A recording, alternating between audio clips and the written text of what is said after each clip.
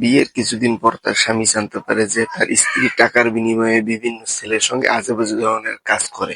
ছেলেটার নাম অপূর্ব আর মেয়েটার নাম মুক্তা। তাদের প্রেমের সম্পর্ক অনেকদিন ধরে চলতেছিল।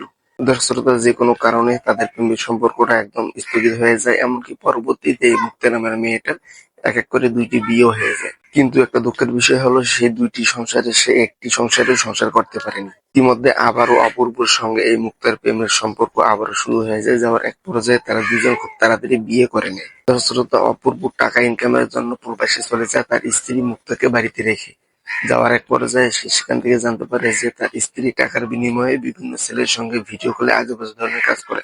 তো এই বিষয়টা সে কোনোভাবে বিশ্বাস করতেছিল না, কিন্তু এক পর্যায়ে সে আস্তে আস্তে আসল ঘটনা জানতে পারে। জানার এক পর্যায়ে সে বাড়িতে চলে আসে মুক্তাকে বোঝানোর জন্য।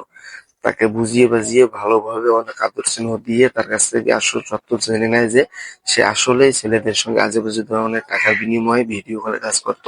এখানে একটা বিষয় হলো যে এই মুক্তা নামের যে মেয়েটা ছিল সে কিন্তু একটা শপে কাজ করত। তো এক পর্যায়ে যখন অপূর্ব সবকিছু তার স্ত্রীর কাছ থেকে জেনে নেয়, নেওয়ার এক পর্যায়ে আর কি তাকে তার বাবার বাড়িতে পাঠিয়ে দেয়।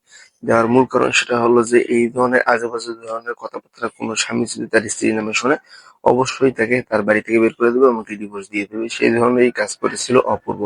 দর্শকশ্রোতা, এটা কোনো ছেলে এই কাজটা মেনে নেবে না, তো সেজন্য মূলত সে তার স্ত্রীকে ডিভোর্স দিয়ে দেয়। দর্শকশ্রোতা, আপনারা বলেন যে অপূর্ব কাজটা ঠিক করেছে নাকি ভুল করেছে? দর্শকশ্রোতা, ভিডিওটি ভালো লাগলে অবশ্যই আমাদের পেজটি ফলো দেবেন এই ধরনের ভিডিও প্রতিদিন সবার আগে পাওয়ার জন্য। আর অবশ্যই ভিডিওটি শেয়ার করে দেবেন, আর যে কোনো একটা রিয়েক্ট দিয়ে আমাদের পাশে থাকবেন।